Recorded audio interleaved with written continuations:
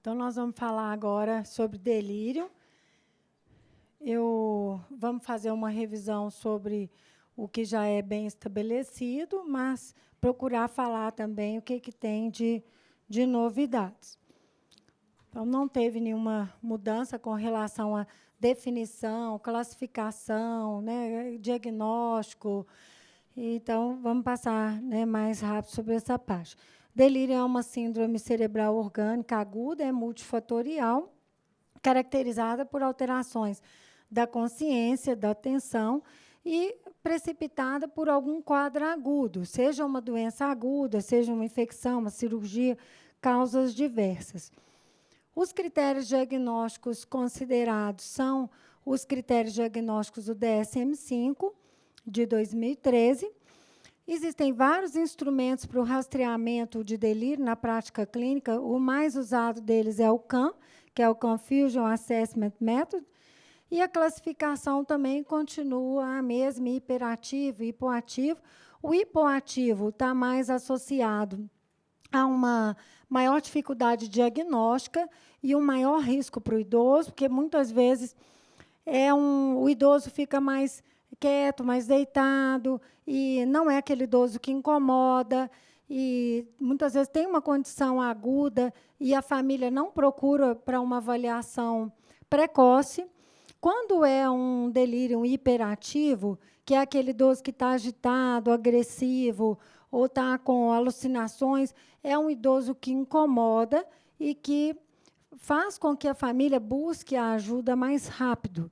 Então, a diferenciação aí do delírio hipoativo e um idoso que está, né, com um comprometimento assim, funcional pela doença, a gente tem que ver pelo grau de confusão mental. Despertar esse idoso, ou diferenciar isso, por exemplo, de uma hipersonia. Despertar esse idoso, avaliar a consciência, avaliar a atenção, avaliar a linguagem. O pensamento no idoso com delírio é um pensamento que está incoerente. E isso aí a gente vai ter que diferenciar também. Vamos supor, um idoso que está iatrogenizado com drogas sedativas. E aí, ele está sedado ou ele está em delírio hipoativo, né? Então, dependendo, se ficar a dúvida, nós vamos ter que fazer a propedêutica, porque, no geral, quando há o delírio associado à sedação, existem outras causas que não só o efeito adverso de sonolência da droga. Aqui eu coloquei, de um lado, os critérios diagnósticos do DSM-5 e, do outro lado, o instrumento, que é o CAN, né, Confusion Assessment Method, que é o que a gente vai usar na prática clínica. Então, para os critérios de delírio, a perturbação da atenção e da consciência, na versão reduzida do CAN, a gente vai identificar lá, através de um quadro agudo, um quadro flutuante, a evidência de uma mudança aguda do estado mental e também a evidência de um comportamento anormal flutuante durante o dia, né? O critério B lá do delírio é o surgimento agudo, mudança da atenção, da consciência, comparados à condição basal anterior, com oscilação da gravidade ao longo da vida. O critério C do delírio é um comprometimento adicional da cognição, seja memória, desorientação, linguagem, capacidade visoespacial ou da percepção. Então, aqui nas alterações da percepção, a gente pode ter também as ideias delirantes, as ilusões e as alucinações. No DSM-5, as perturbações de A e C não são melhor explicadas por um outro transtorno neurocognitivo, ou, né, uma outra condição, e há evidências, anamnese, exame físico ou achados laboratoriais de condições médicas, intoxicação, abstinência à substância, exposição à toxina ou múltiplas etiologias. Na grande maioria das vezes, são as múltiplas etiologias. E aí o CAM, que é, né, o instrumento que a gente vai usar na prática.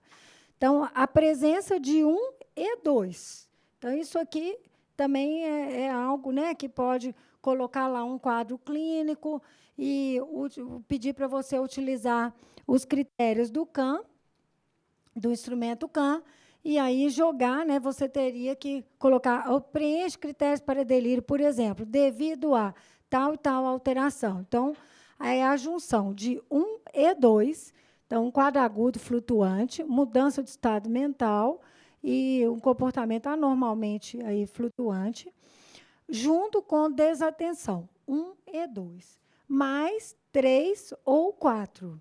Pensamento desorganizado, incoerente, uma conversa pouco clara, ilógica, irrelevante, fuga de ideias ou alteração do nível de consciência. Então, qualquer evidência aí de atenção do nível de consciência, que pode ser um paciente que está hiperalerta, num delírio hiperativo, letárgico, sonolento, obnubilado ou até comatoso. Então, é 1 e 2, mais 3 ou 4. Esse daqui é uma forma do CAN, que é o CAN-ICU, usado para terapia intensiva.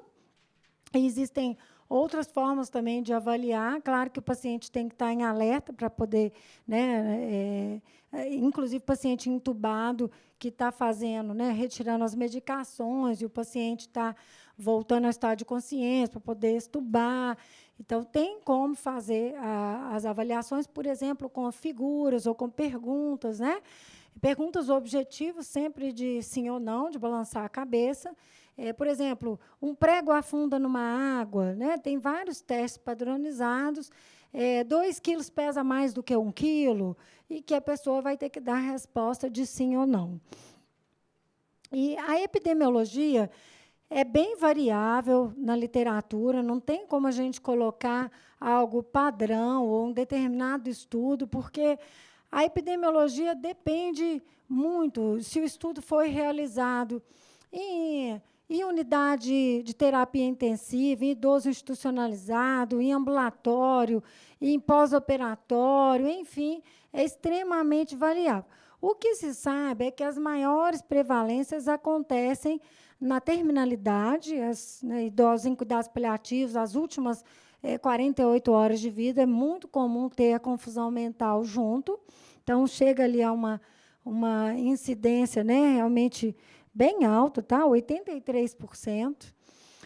Há idosos em terapia intensiva, que pode chegar também até ali 82%. Idosos em pós-operatório de fratura de fêmur, a maior parte da literatura coloca em torno de 50%.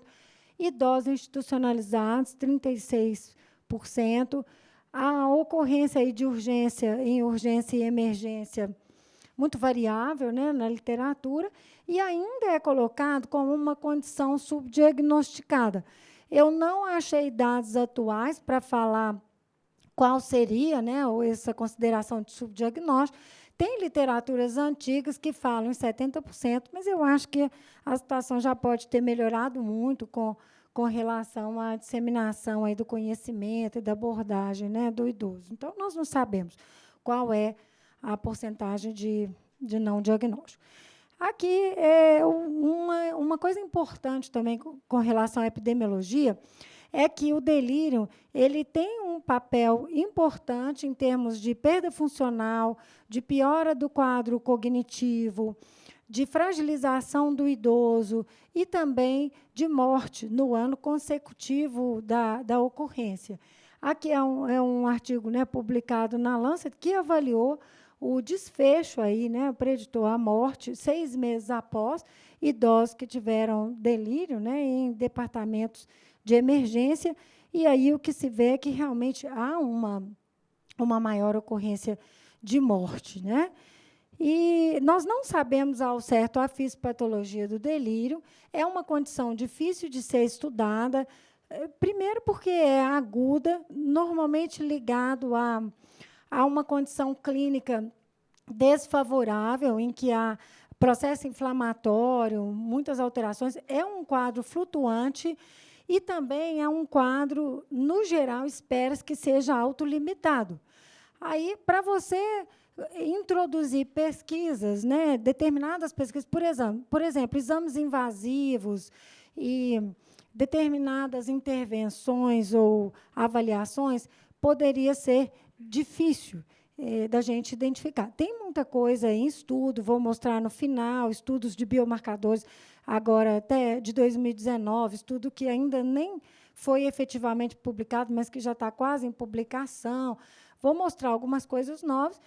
Hoje, com o conhecimento que nós temos hoje, o que é mais aceito é essa hipótese aqui. Ó. Então, neuroquímica e inflamatória. Então, o neuroquímico mais aceito é a deficiência de acetilcolina. As principais drogas ligadas ao delírio são as drogas anticolinérgicas. E há também um aumento, uma hipótese de aumento relativo de dopamina ou de um desequilíbrio relativo de ambos, de acetilcolina e de dopamina. Isso é o mais aceito. Alterações variáveis de serotonina, com estudo falando que aumenta, estudo falando que diminui, e com variações no próprio curso do delírio do mesmo idoso. Então, variações de serotonina, GABA, histamina, glutamato, eventos neuroinflamatórios, aumento de mediadores inflamatórios, provocando uma reação exacerbada, por exemplo, a interleucinas 1, 2, 6, fator de necrose tumoral alfa, interferon, cortisol, fator de crescimento insulino símile, que seria o IGF-1, e a neuroinflamação, ela pode levar aí também a uma superativação da micróglia e resultar num efeito neurotóxico, e isso, né, levar também a mais lesão renal.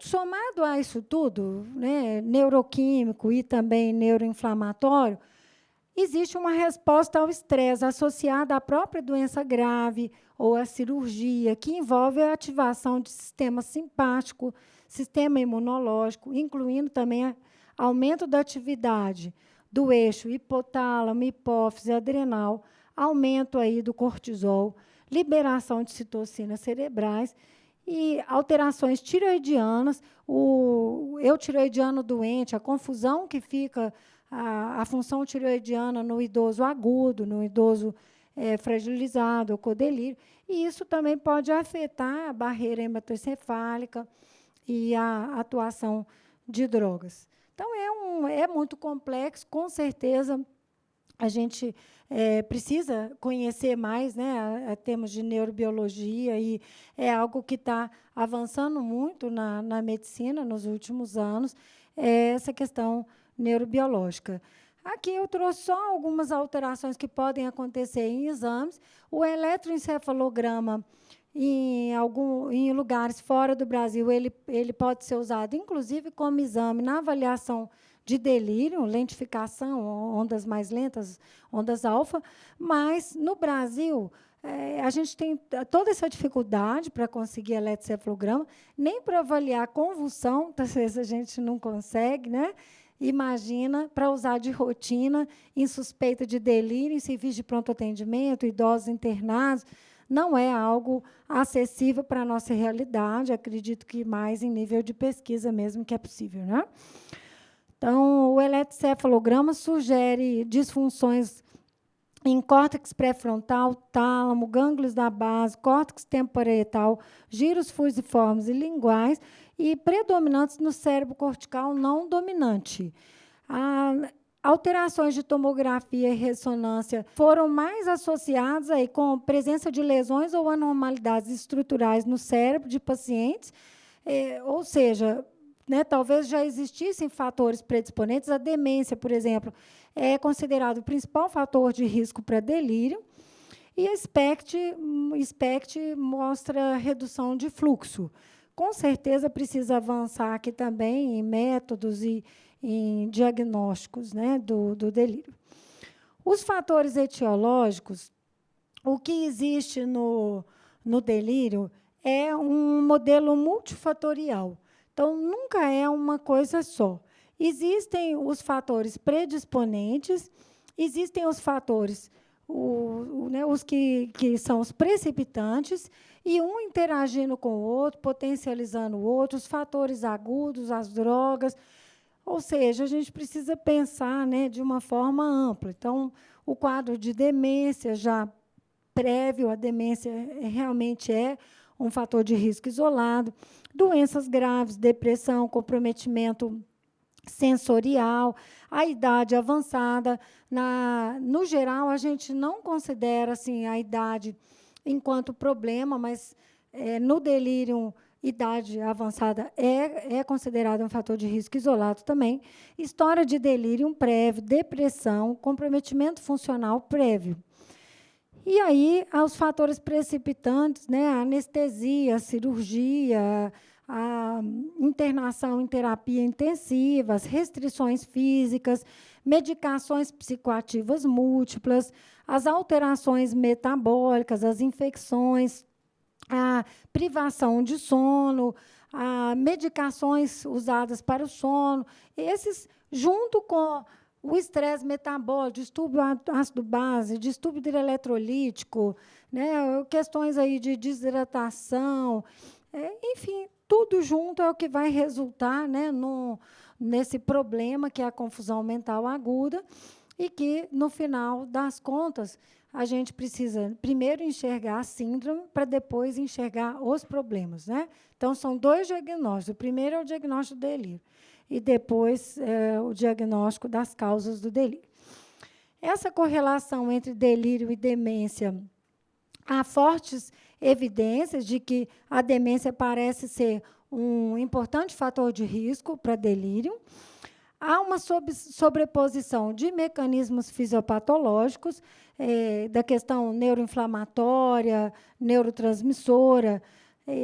Há também uma influência de um com o outro, né? Tanto a demência aumenta a chance de ter delírio, quanto o delírio piora o curso da demência. No geral, um idoso que tem um quadro demencial e tem uma situação de delírio, ele, quando consegue recuperar, fica numa situação funcional, cognitiva pior do que antes. Aumenta também o diagnóstico de demência após um quadro de delírio, não é? No ano consecutivo à ocorrência do delírio, aumenta o diagnóstico de demência e aumenta a mortalidade também após o delírio. Mas a literatura ainda não consegue colocar as evidências claras assim da associação entre a demência e o delírio. Então, tem muitas coisas que ainda estão por esclarecer. As medicações também são um problema à parte, como causa de delírio. Todos os antidepressivos tricíclicos, todas as drogas anticolinérgicas, que a gente já falou, agora mesmo, né, ligada aí aos critérios de Bias, as drogas inapropriadas para idosos, os benzodiazepínicos, a clorpromazina, os corticoides, os receptores de H2, que a gente viu que teve uma mudança com relação à demência, mas foi mantida a restrição com relação ao delírio, meperidina, os hipnóticos sedativos, a tioridazina, o zolpidem e os antipsicóticos. E os antipsicóticos, eles são drogas usadas para o tratamento sintomático do delírio, mas eles também podem provocar delírio, né? Existe um algoritmo que está publicado, né, com relação à avaliação do estado mental. Então, esse algoritmo eu tirei do capítulo de delírio do Rasa. E aí eu coloquei aqui para a gente pensar, né, aquela ordem do algoritmo, academicamente e do ponto de vista prático, funciona muito bem mesmo, né? É o que parece mais prudente de ser feito. Então, primeiro, a gente precisa estabelecer o diagnóstico sindrômico. É delírio. Isso pode ser através dos critérios diagnósticos do DSM-5. Existem vários instrumentos de rastreamento de delírio. O mais usado é o CAM, que tem uma especificidade e uma sensibilidade muito boa. Olha lá, 94% de sensibilidade e 89% de especificidade. Inclusive, um exame, um estudo que eu vou mostrar no final da aula compara os rastreadores para delírio com os critérios clínicos de delírio usados pelo CAM. Tá?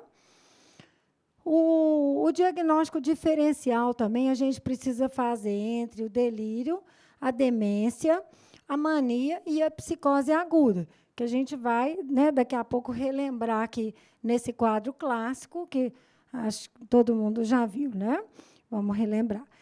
Identificar os fatores predisponentes e precipitantes, a anamnese, ao exame físico, história pregressa e atual, exame físico minucioso e também a propedêutica. Avaliar alguns detalhes que são particularidade do idoso. Então, polifarmácia, medicamentos iniciados recentemente, uso de 3 ou mais medicamentos com atuação em sistema nervoso central, uso de medicações inapropriadas para idosos, aí, principalmente os anticolinérgicos têm um destaque especial.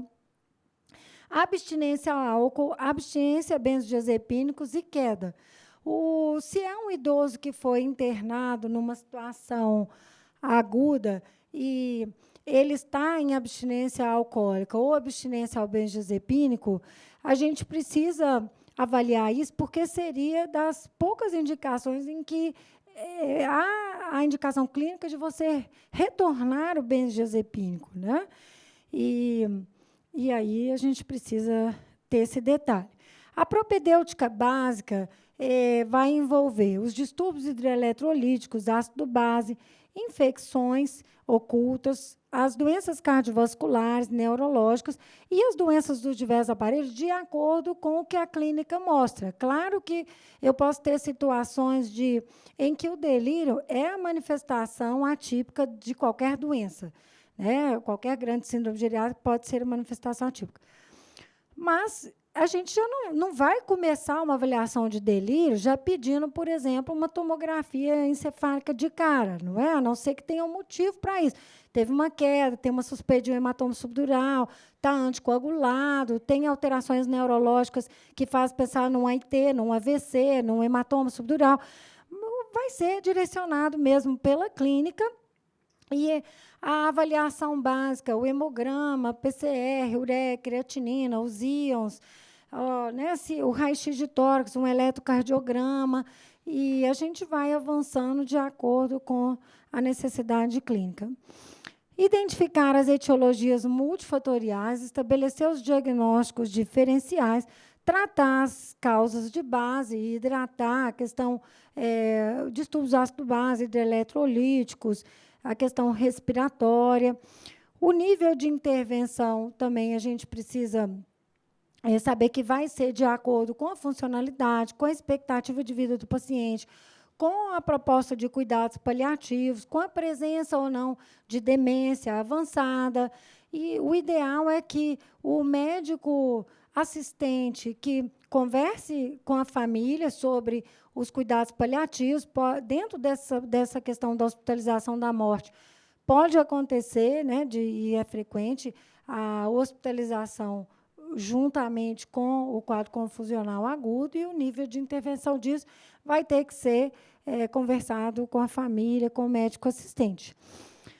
Existem as estratégias não farmacológicas para o tratamento sintomático do delírio, que se faz pouco no Brasil, e muito mesmo feito fora, a questão da prevenção, do HELP, que a gente, né, vai falar.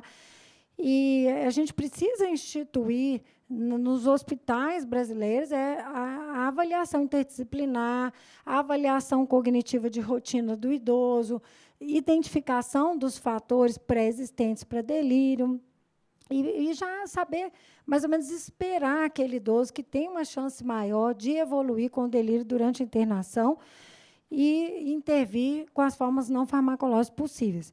A intervenção sintomática farmacológica, ela vai ser restrita aos idosos que a gente não conseguir controlar com as medidas não farmacológicas, aos idosos que estiverem muito agitados e que não permitirem a propedêutica, a terapêutica adequada para as condições necessárias, aquele idoso que a agitação estiver representando risco de queda, risco para ele, para as pessoas que estão com ele, para os profissionais da saúde, e também na presença de alucinações.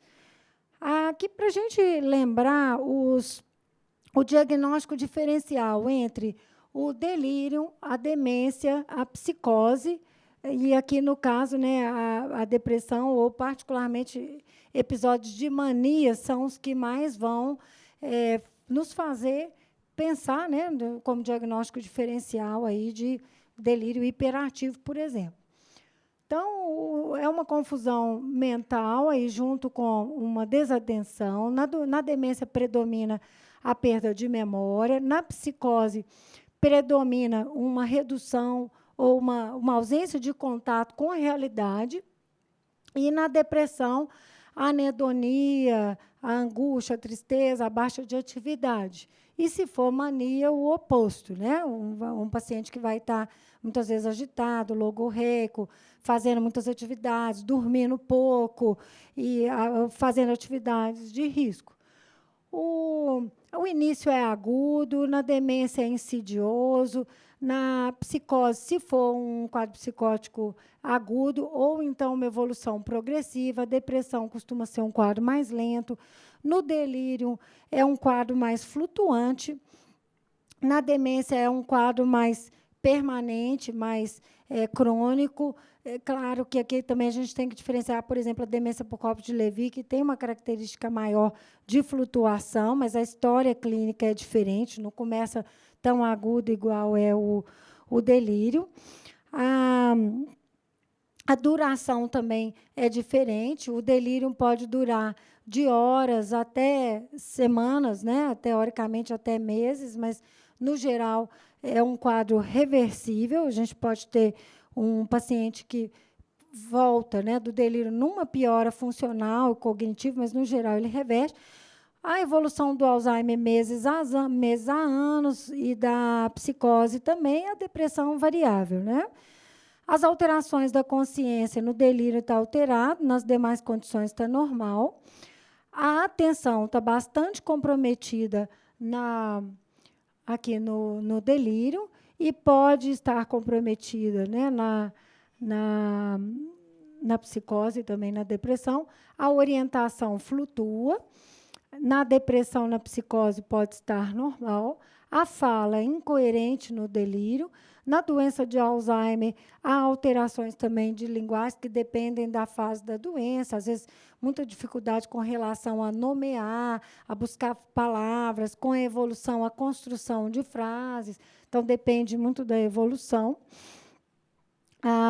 Na psicose e na depressão, a linguagem pode estar preservada. Se for na fase de mania, a logorreia, né? Às vezes o paciente que fala demais mesmo.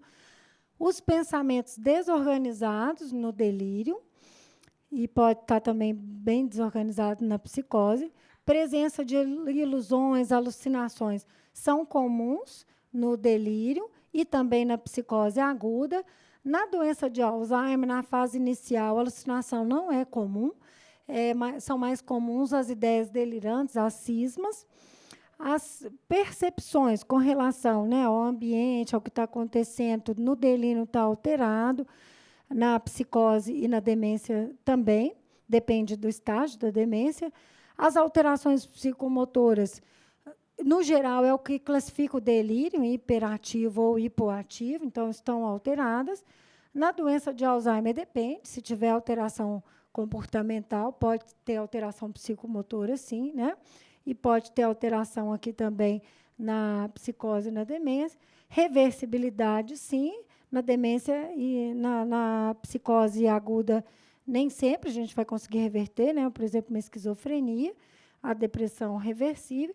E as alterações aqui de eletroencefalograma são bastante presentes no delírio, que é uma das coisas que ajudaria no diagnóstico diferencial e que a gente, né, no Brasil, a gente tem a dificuldade de acesso.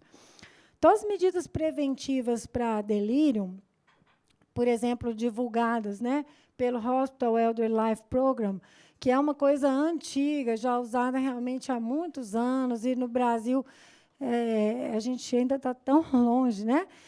Então, a atuação interdisciplinar, a gente não consegue, muitas vezes, nem multidisciplinar. Então, eu avalio, enquanto médica, posso pedir a avaliação do fisioterapeuta, do nutricionista, do fonoaudiólogo, do assistente social. Ou seja, nós temos a dificuldade até mesmo para o multidisciplinar. Imagina para o interdisciplinar.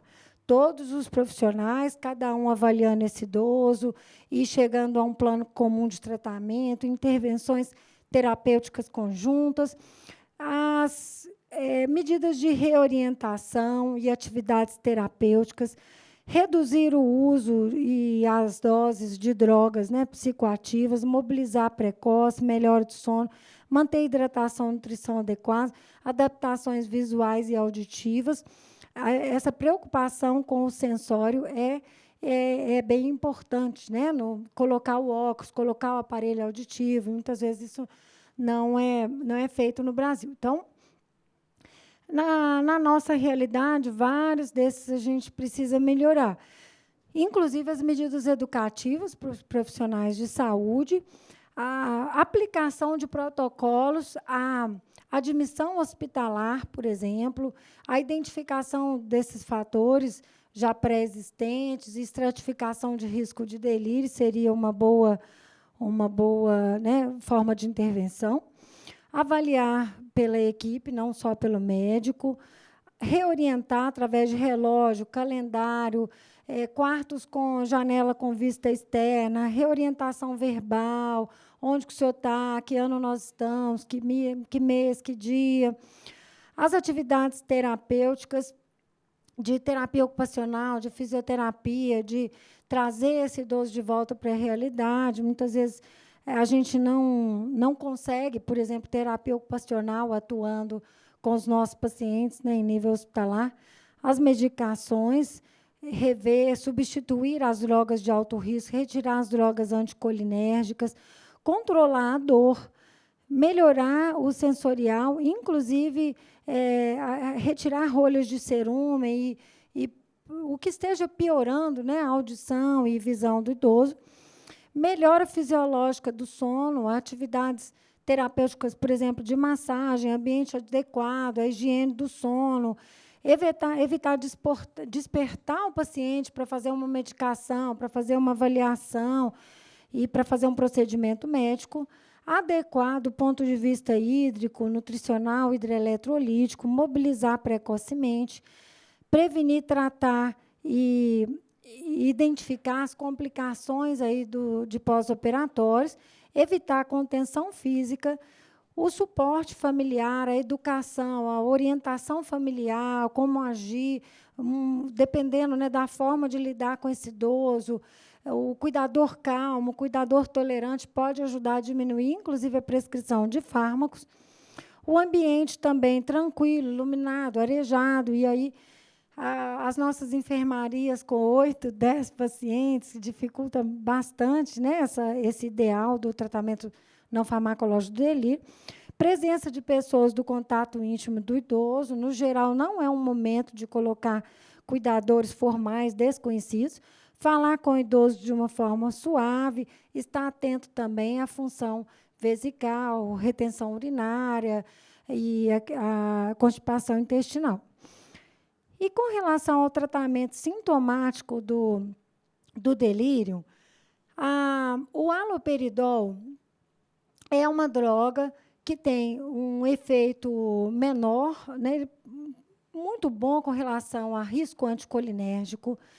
Ele tem menos risco de hipotensão, de sedação, tem uma vantagem de ter uma ação curta, ou seja, não vai atrapalhar na reavaliação desse paciente com relação a daqui a 6 horas, 8 horas, e também tem os riscos, né, com relação ao risco cardiovascular, por exemplo, desencadear arritmias, risco extrapiramidal, pacientes com risco já presente a admissão, ou, né, doença de Parkinson, síndromes extrapiramidais secundárias e demência por Corbus de Levy, não são pacientes de escolha para o haloperidol.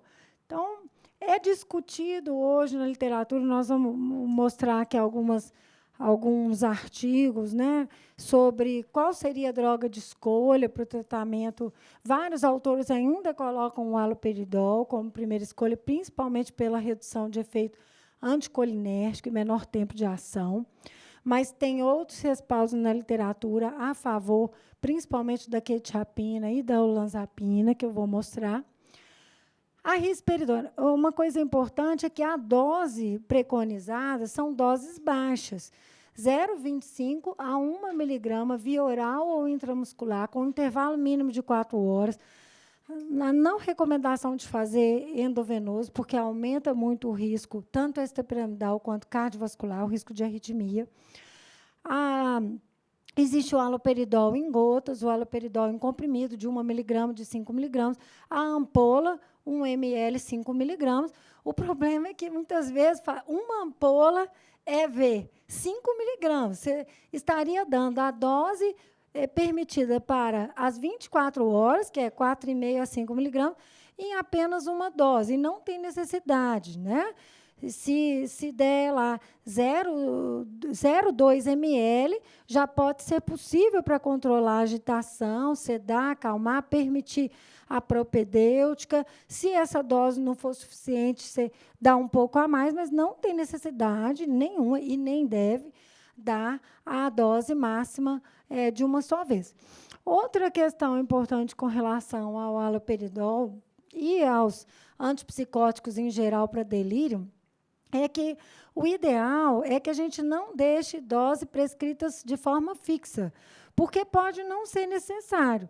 Então, se você faz o que precisa fazer, hidrata o paciente, melhora do ponto de vista hidroeletrolítico, ácido base, daí a 6 horas, 8 horas, esse paciente já pode estar muito melhor do ponto de vista da agitação, da confusão mental, e não ter necessidade mais do controle sintomático farmacológico. Com medidas não farmacológicas, você conseguir manter o quadro e tratar as causas base.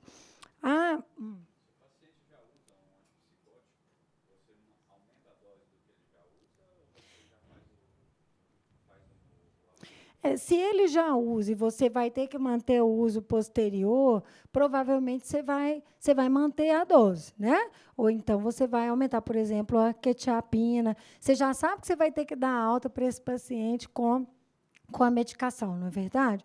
Não tem muito como a gente falar sempre ou nunca o que vai ser, porque depende da situação.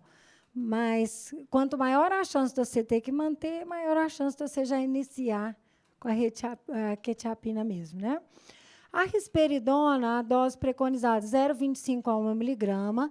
Os benefícios, aqui vai ter um efeito mais prolongado que o haloperidol. O haloperidol vai atuar aí em torno de 6 horas, mais ou menos, e tem menos efeito sedativo. A risperidona também não é uma droga tão sedativa, mas tem um efeito bem mais prolongado. Aqui a gente já está falando de uma meia-vida longa, de posologia única diária. Uma menor incidência de efeito extrapiramidal se for em dose baixa, porque se tiver que dar mais que 2 miligramas de risperidona, o efeito extrapiramidal passa a ser semelhante ao do haloperidol, né?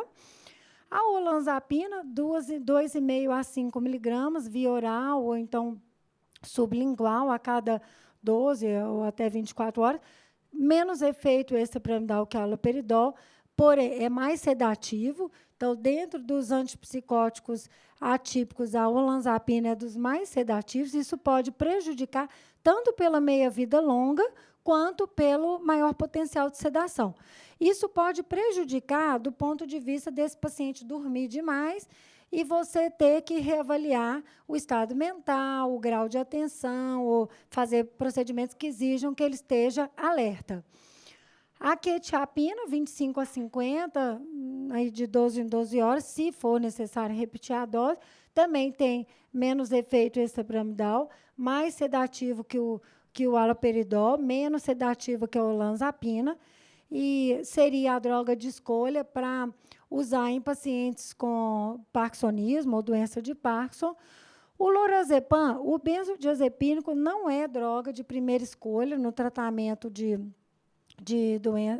delírio, a não ser naquelas situações, né, que a gente falou, de abstinência ao benzodiazepínico, abstinência alcoólica, ou então na impossibilidade de uso de antipsicóticos, o haloperidol ou os atípicos. Vamos pensar aí um quadro, né, uma síndrome neuroléptica maligna, ninguém vai dar um antipsicótico, não é verdade? Ou um quadro grave de uma cinesia grave, distonia grave, ou então mesmo uma doença de Parkinson muito avançada, um paciente descompensado, a gente não vai arriscar. Então, poderia ser uma opção secundária, né, quando não é possível o uso de antipsicóticos. Essas observações aqui com o haloperidol, nós já conversamos, então tem várias, principalmente assim, essas recomendações aqui 2007, 2008, não é uma coisa nova, né? O haloperidol é a droga mais usada para delírio há muitos anos, é a mais estudada, é a que tem realmente menos efeito anticolinéstico. Isso dentro da hipótese de fisiopatologia do delírio é interessante, né? A gente ter menos efeito anticolinéstico. A dose máxima 4,5 a 5 miligramas por dia. Não prescrever dose fixa, que pode ser desnecessário. Não administrar endovenoso. E as contraindicações formais, né, que a gente já conversou, as situações aí de parkinsonismo. O risco maior de arritmia. Então, pacientes cardiopatas, com infarto agudo do miocárdio, em situações agudas, realmente pode ser complicado, né? Com relação ao tratamento sintomático, então, essa publicação aqui de 2016, que foi uma meta-análise, estudou apenas estudos controlados, randomizados. O objetivo foi avaliar o uso de antipsicóticos para prevenção e para o tratamento de delírio. Então, não teve uma associação do antipsicótico com a redução da incidência do delírio. Não adianta dar o antipsicótico previamente, né, como preventivo. Nem teve influência na duração do delírio, nem teve influência na gravidade do delírio, e nem teve influência com relação aí à duração da permanência hospitalar ou então na terapia intensiva. E a mortalidade, né, também não teve, né, a associação. Então, na verdade, o antipsicótico, até o nosso conhecimento atual, a indicação parece ser para tratamento sintomático mesmo daqueles idosos que precisarem, né? Outras drogas, por exemplo, os inibidores de acetilcolinesterase, também não tiveram benefício em termos de prevenção de delírio, galantamina, donepezila e rivastigmina. Essa publicação aqui, que é bem recente mesmo, né, de agora, foi uma revisão sistemática que avaliou os estudos até abril de 2018. Então, tinha 12 ensaios clínicos randomizados e 22 ensaios abertos. Apesar do baixo número de estudos controlados e randomizados, há algumas evidências que apoiam a eficácia da olanzapina e da quetiapina para o tratamento de delírio comparado a placebo. Outro estudo mostra que a risperidona e ou haloperidol foram associados a um pior desfecho comparado a placebo. Estudos comparativos preliminares sugerem que o haloperidol e os antipsicóticos atípicos, olanzapina, quetiapina e risperidona, são igualmente eficazes. E os atípicos foram associados a uma menor incidência de efeitos extrapiramidais. A ziprasidona não tem se mostrado eficaz. E aí a conclusão foi que, embora a evidência atual da eficácia e tolerabilidade dos antipsicóticos atípicos no tratamento de delírio seja limitada, e a heterogeneidade, né, dos estudos, dos dados, impediu que fosse feita uma meta-análise, parece que a olanzapina e a quetiapina podem ser uma alternativa adequada ao haloperidol, especialmente em pacientes vulneráveis a síndromes extrapiramidais, que necessitem sedação ou que tenham histórico de intolerância ao haloperidol. Então, necessidade aí de maior compreensão. Ou seja, não derrubou o aldol, né? Então, assim, tem esse estudo aí que preocupa, falando que teve desfecho pior do aldol e da risperidona, mas, até o presente momento, o haloperidol ainda parece ser, para o tratamento agudo, né, uma proposta interessante. Para o paciente que tem efeito extrapiramidal, aí, entre a quetiapina e a olanzapina, seria melhor a quetiapina, porque a olanzapina tem mais efeito anticolinéstico. Então, entra em conflito com a fisiopatologia do delírio. Vale a pena também a gente falar sobre essa outra droga, que é a dexmedetomidina. É um agonista potente e altamente seletivo dos receptores alfa-2 adrenérgicos, tem um efeito sedativo e analgésico sem provocar depressão respiratória. Então, tem muita coisa sobre essa droga, né, na literatura. Há resultados aí promissores na prevenção e no tratamento do delírio em pacientes com ventilação mecânica, internados em unidades de terapia intensiva, que eu coloquei para vocês, né, referência de duas de 2016, uma de 2013, e essa daqui de 2018, que, né, fala aí sobre se a dexmedetomidina poderia aí melhorar a disfunção cognitiva pós-operatória, né, o delírio mesmo e outras alterações, tá? Então, essa revisão aqui foi de 20, epidemiologicamente, 20% a 50% dos idosos apresentam algum grau de disfunção cognitiva em pós-operatórios, incluindo o delírio, com desfechos negativos. Por exemplo, maior tempo de internação, aumento de taxa de institucionalização e maior mortalidade.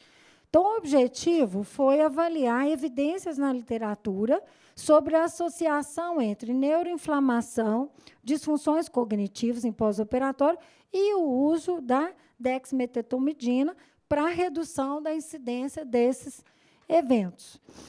Então, há evidências de efeito anti-inflamatório e neuromodulador da dexmedetomidina em animais.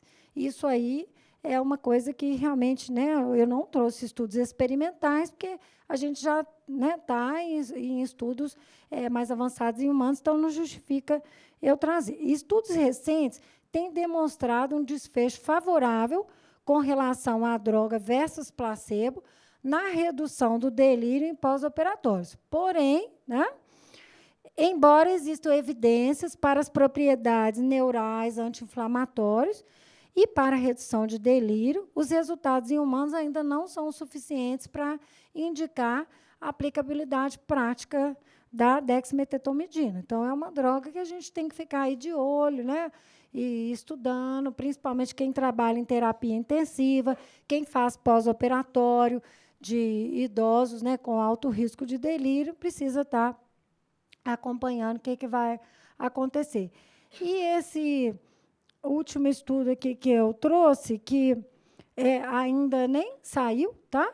Ele é sobre os preditores aí de biomarcadores e delírio em pacientes agudamente doentes. Então, tem vários estudos também sobre biomarcadores, essa questão inflamatória. Se vocês pegarem estudos, vocês vão ver que são inúmeros, né? Inúmeros que foram dosados, né, nos diversos estudos avaliados. E aí, tem dois marcadores, esse S100 cálcio bind protein, que é uma proteína chamada calgranulina, e o cortisol.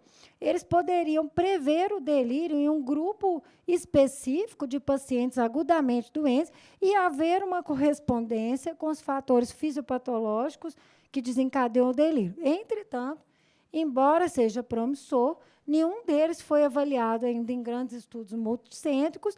Não é possível realizar meta-análise com os dados existentes, né, atualmente, e isso impede a sua aplicabilidade prática. Mas há um desenvolvimento grande da neurobiologia com relação aí, né, isso vai, inclusive, provavelmente mudar critérios diagnósticos daqui a uns anos. Amanhã o Rodrigo, né, vai trazer alguns dados aí de neurobiologia, por exemplo, a respeito de doença de Alzheimer, que já mudou a classificação de doença de Alzheimer, né, do ponto de vista neurobiológico funcional. E eu acho que o caminho é por aí mesmo, acho que vai avançar muito, mas ainda existem, né, limitações grandes. E só esse último aqui para a gente finalizar, agora é o último mesmo. Essa meta-análise aqui sobre fragilidade e delírio encontrou, né, o resultado assim, que sugere a existência de uma relação independente entre a fragilidade e o delírio, mas ainda, com os dados atuais que a gente tem, principalmente pela heterogeneidade dos estudos e dos critérios diagnósticos que foram usados para classificar a fragilidade, tá?